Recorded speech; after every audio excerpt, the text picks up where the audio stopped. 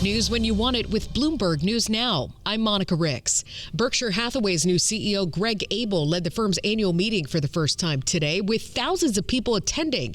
But the Omaha Arena was only a little over half full. Bloomberg's Matthew Palazzola calls it a rebuilding year following longtime CEO Warren Buffett's retirement. They don't need to see home runs out of him for in terms of investing gains, but I think something in terms of this is how we invest in companies. These are the ones we pick, and maybe some singles or doubles versus the home runs that Buffett was accustomed to. That's Bloomberg's Matthew Palazzola on Bloomberg This Weekend. A video tribute to Buffett was shown at the start of the meeting, and Buffett remains as chairman.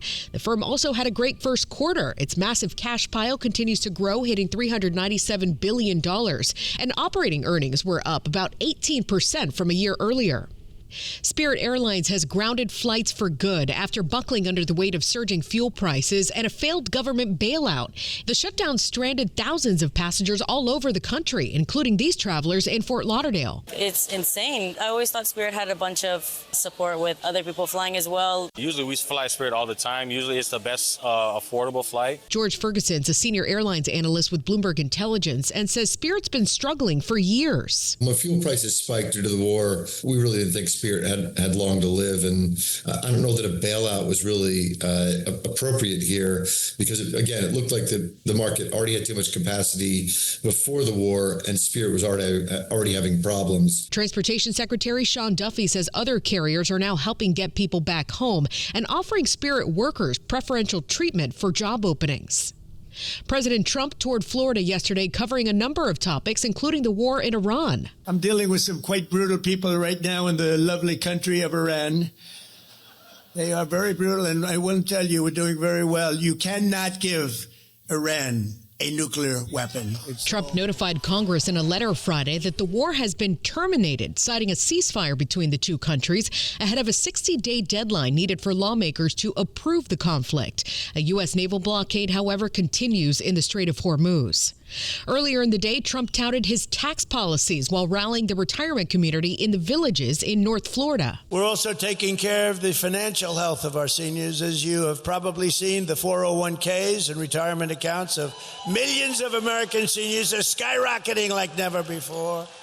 We're in a war because I think you would agree we cannot let lunatics have a nuclear weapon. Do you agree?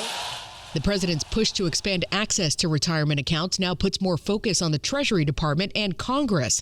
Bloomberg's Nathan Hager has more on that from Washington. The president signed an order this week for the Treasury Department to create a website, TrumpIRA.gov, where people who don't get retirement plans through work can find lists of financial institutions that offer low-cost IRAs. The order also provides a government match up to $1,000 for certain low-income individuals who opt into one. President Trump says he plans to take the concept to the next level by asking Congress to expand the number of workers eligible for the so-called Savers Match. In Washington, I'm Nathan Hager, Bloomberg Radio. America's biggest oil companies are now warning that global crude markets may be nearing an inflection point of higher prices the longer the Strait of Hormuz stays closed. ExxonMobil CEO Darren Woods. I think it's obvious to most that if you look at the unprecedented disruption in the world supply of oil and natural gas, the market hasn't seen the full impact of that yet, and you only have to look at the ranges that oil prices have moved at. That's Exxon CEO Darren Woods on the oil giant's earnings call yesterday. Its profits fell short in the first quarter, but even if the waterway reopened this weekend, Woods says it could take another month or two to reestablish oil flows in the region. The nationwide average is now $4.43 a gallon, up $1.50 from the start of this war. A federal appeals court granted Louisiana's request Friday to temporarily pause deliveries of abortion pills by mail.